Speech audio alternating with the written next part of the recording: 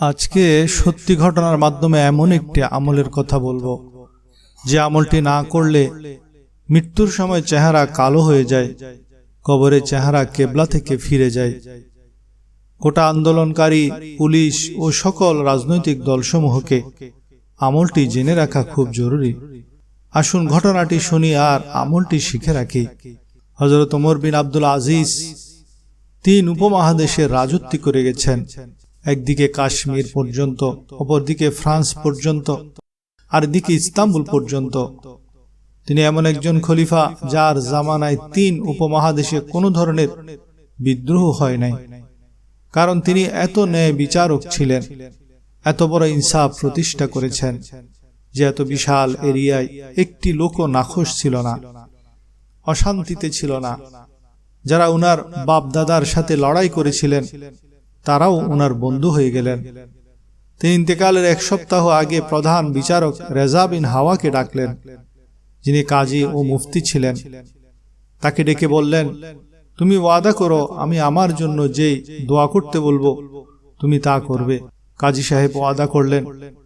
তখন ওমর বিন আব্দুল আজিজ রহমতুল্লাহ আলাইহি বলেন, তুমি আমার জন্য দোয়া করবে যেন আল্লাহ আমাকে মৃত্যু দান করেন।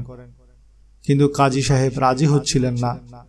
তখন ওমর বিন আব্দুল আজিজ বলেন, তুমি আমার সাথে ওয়াদা করেছ, তোমাকে দোয়া করতেই হবে। তখন তিনি অপারগ হয়ে দোয়া করলেন। এরপর ওমর বিন আব্দুল আজিজ কাজী সাহেবকে বলেন, আমি আমার হাতে আমার পূর্বের 3 জন বাদশাকে কবরে শায়িত করেছি। তারা হলেন নাম্বার 1 আব্দুল মালিক বিন মারওয়ান, তিনি 21 বছর রাজত্ব করেন। নাম্বার 2 ওলীদ বিন আব্দুল মালিক, তিনি 10 বছর রাজত্ব করেন। নাম্বার 3 সুলাইমান বিন আব্দুল মালিক, তিনি 2.5 বছর রাজত্ব করেন। তাদের একজন ছিল আমার চাচা আর 2 জন ছিল আমার চাচার ছেলে। খলিফা ওমর বিন আব্দুল আজিজ বলেন, আমি যখন আমার এই 3 জন আত্মীয় যারা ক্ষমতায় ছিল তাদেরকে কবরে রাখলাম, তখন তাদের কাফনের মুখ খুললাম, দেখলাম তাদের 3 জনের চেহারা কেবলা থেকে ফিরানো, কেবলার দিকে নাই, আর চেহারা ভয়ঙ্কর কালো হয়ে গিয়েছে। অথচ তারা তাহাজ্জুদ গুজার ছিল, পাক্কা নামাজি ছিল, হজকারী ছিল। তারা কোনো প্রকার জেনাও করেনি, কোনো শরাবিও ছিল না। তবে এই 3 জনই একটি ভুল কাজ করেছেন, আর তা হলো তারা জালেম ছিল। তারা রাজত্বের জন্য, ক্ষমতার জন্য জুলুমের পাহাড় তৈরি করেছিল। হযরত ওমর বিন আব্দুল আজিজ কাজী সাহেবকে বলেন, আমি মারা গেলে আমার কবরে আপনি নেমে আমার কাফনের কাপড় খুলে দেখবেন আমার চেহারা কেবলার দিকে আছে কিনা। যদি না থাকে তাহলে মনে রাখবেন আমিও জালেম ছিলাম, আর যদি আমার চেহারা কেবলার দিকে থাকে মনে রাখবেন আমি জালেম ছিলাম না। খলিফা ওমর বিন আব্দুল আজিজ যখন মারা গেলেন, কাজী রেজা উনার কবরে নামলেন আর উনার কাফনের কাপড় খুলে দেখেন উনার চেহারা আগের চাইতে আরো উজ্জ্বল হয়ে গেছে, আর চেহারাও কেবলার দিকেই আছে। এতে বোঝা যায় খলিফা ওমর বিন আব্দুল আজিজ মানুষের প্রতি কোনো জুলুম করেননি। মনে রাখবেন, জালেম যেই হোক, যত বড় আলেম হোক, যত বড় নামাজি হোক, যত বড় তাহাজ্জুদ গুজার হোক, যত বড় দানবীর হোক, যত বড় হাজি হোক, তারা আল্লাহর কাছে সমান। আল্লাহর কাছে তাদের একটাই পরিচয়, আর তা হলো জালেম। আর মজলুম যেই হোক, চাই সে হিন্দু হোক, চাই মুসলিম হোক, চাই বেনামাজি হোক, চাই শরাবি হোক, যেই হোক না কেন, তারা আল্লাহর দরবারে একই নামে পরিচিত মজলুম। আর মজলুম ও আল্লাহর মাঝে কোনো পর্দা থাকে না। যে মজলুম যদিও গুনাহগার হোক, তার দোয়া আল্লাহ কবুল করেন। তিরমিজি শরীফে 3598 নম্বর হাদিসের বর্ণনা। আবু হুরায়রা রাদিয়াল্লাহু তাআলা আনহু হতে বর্ণিত আছে, তিনি বলেন, রাসূলুল্লাহ সাল্লাল্লাহু আলাইহি ওয়াসাল্লাম ইরশাদ করেছেন, সালাসাতুন লা তুরাদ্দু দাওয়াতুহুমুস সাইমু হাত্তা ইফতিরা ওয়াল ইমামুল আদিল ওয়া দাওয়াতুল মাজলুম। 3 ধরনের লোকের দোয়া কখনো ফিরিয়ে দেয়া হয় না। রোজাদার যতক্ষণ ইফতার না করে, সুবিচারক শাসকের দোয়া এবং মজলুমের দোয়া। ইয়ারফাউহাল্লাহু ফাওকাল গামাম ওয়া ইফতাহু লাহা আবওয়াবাস সামা। আল্লাহ তাআলা ওই দোয়াগুলি মেঘমালার উপরে আকাশে তুলে নেন এবং এর জন্য আকাশের দ্বারগুলো খুলে দেয়া হয়।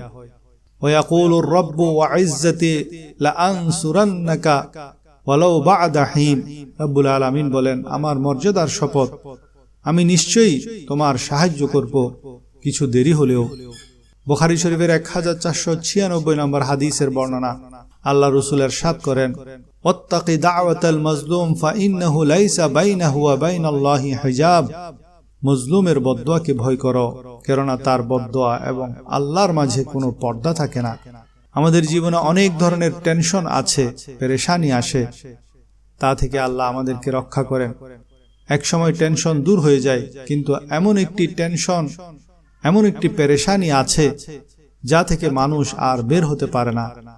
যেমন বুখারী শরীফের 6863 নং হাদিসের বর্ণনা, আব্দুল্লাহ ইবনে ওমর রাদিয়াল্লাহু তাআলা আনহু থেকে বর্ণিত, তিনি বলেন, ইন্না মিন ওয়ারাতাতিল উমুরিল্লাতি লা মাখরাজা লিমান আওকাআ নাফসাহু ফিহা সাফকাদ দামিল হারামি বিগাইরি হিল্লা। অর্থাৎ যেসব বিষয়ে কেউ নিজেকে জড়িয়ে ফেলার পরে তার ধ্বংস থেকে, তার পেরেশানি থেকে নিজেকে রক্ষা করার উপায় থাকে না, সেগুলির একটি হচ্ছে অন্যায়ভাবে কাউকে হত্যা করা। রক্তপাতকারী যদি প্রভাবশালী হয়, ক্ষমতাধর হয়, যে কোনোভাবে যদি সে বেঁচেও যায়, তার কাছে গিয়ে দেখবেন তার মনে শান্তি নাই, তার ঘরে শান্তি নাই, তার শরীরে শান্তি নাই, তার রাতে ঘুম হয় না। আল্লাহ তাআলা আমাদেরকে এমন জুলুম থেকে বেঁচে থাকার তৌফিক দান করুন, আমিন। অন্যায়ভাবে নির্বিচারে কাউকে হত্যা করার অধিকার কারো নাই। কোনো মানুষকেই অন্যায়ভাবে হত্যা করা ইসলামে নিষিদ্ধ, চাই সে গুনাহগার হোক, চাই শরাবী হোক, চাই অমুসলিম হোক, চাই মুসলমান হোক। যেমন আল্লাহ তাআলা সূরা মায়েদার 32 নং আয়াতে ইরশাদ করেন, মান কতালা নাফসাম বিগাইরি নাফসিন আও ফাসাদিন ফিল আরদি ফাকাআন্নামা কতালান নাসা জামিআ ওয়া মান আহইয়াহা ফাকাআন্নামা আহইয়ান নাসা জামিআ। যে কেউ প্রাণের বিনিময়ে প্রাণ অথবা পৃথিবীর অনর্থ সৃষ্টি করা ছাড়া অন্যায়ভাবে নির্বিচারে কাউকে হত্যা করে, সে যেন সব মানুষকে হত্যা করে, এবং যে কারো জীবন রক্ষা করে, সে যেন সব মানুষের জীবন রক্ষা করে। আর যদি অন্যায়ভাবে কোনো মানুষকে, কোনো মুসলমানকে হত্যা করা হয়, তার শাস্তি আরো কঠিন। যেমন সূরা নিসার 93 নম্বর আয়াত, ওয়ামান ইয়াকতুল মুমিনান মুতাআম্মিদান ফাজাযাউহু জাহান্নামু খালিদান ফিহা ওয়া গাদিবাল্লাহু আলাইহি ওয়া লাআনাহু ওয়া আ'আদ্দা লাহু আযাবান আযীমা। যে ব্যক্তি স্বেচ্ছাক্রমে মুসলমানকে হত্যা করে, তার শাস্তি জাহান্নাম, তাতেই সে চিরকাল থাকবে। আল্লাহ তার প্রতি রাগান্বিত হয়েছেন, তাকে অভিসম্পাত করেছেন এবং তার জন্য ভীষণ শাস্তি প্রস্তুত রেখেছেন। তাছাড়া তিরমিজি শরীফের 2032 নং হাদিসের সার সংক্ষেপ, একজন মুমিন মুসলমানের মর্যাদা আল্লাহর কাছে কাবা ঘরের চাইতে বেশি। তাই আপনি যদি কোনো মুমিনের গায়ে হাত তোলেন, সেটা আল্লাহর কাছে কাবা ঘরে হাত তোলার চাইতে আরো জঘন্য অপরাধ হবে। যদি অন্যায় হয়ে যায়, এখন সব সময় এই দোয়াটি করবেন, রব্বানা যালামনা আনফুসানা ওয়া ইল্লাম তাগফির লানা ওয়া তারহামনা লানাকুনান্না মিনাল খাসিরিন। অর্থাৎ, হে আমাদের প্রতিপালক, আমরা নিজেদের প্রতি অন্যায় করেছি, যদি তুমি আমাদেরকে ক্ষমা না করো, তাহলে অবশ্যই আমরা ক্ষতিগ্রস্তদের অন্তর্ভুক্ত হব।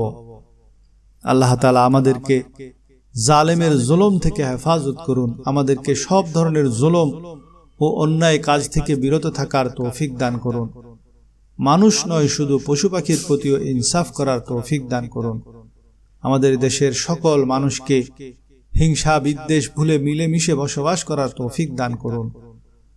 কারো হাতে যেন কোনো মানুষ অন্যায়ভাবে মারা না যায়, কারো উপর জুলুম করে দুনিয়া ও আখিরাতের সকল শান্তি যেন হারিয়ে না যায়, সেদিকে সুদৃষ্ট রাখতে হবে।